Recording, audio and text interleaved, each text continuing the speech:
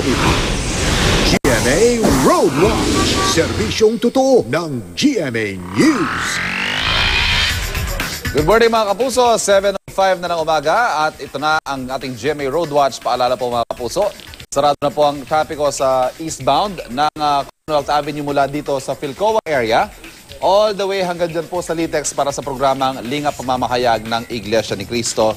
Ayan, papakita po natin sa pamagitan ng Waze, mahaba-haba po yan.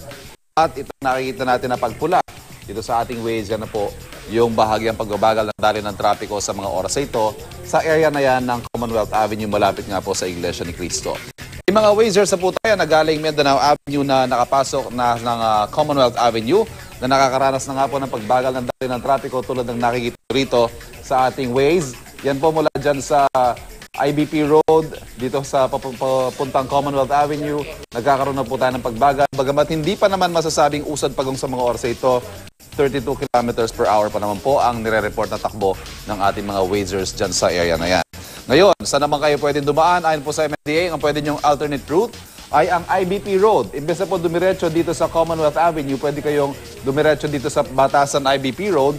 Kung kayo na may patungo ng EDSA, pwede kayong dumaan mula Quirino Highway patungo dito sa Mindanao Avenue para ho maiwasan itong paradong bahagi ng Commonwealth. Ayan.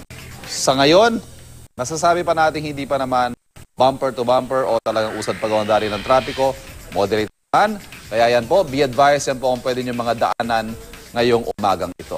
At yan po ang latest mula sa GMA Road Watch. Bisitahin nyo kami sa aming website, www.imready.ph o sa aming Facebook, Twitter at Instagram accounts.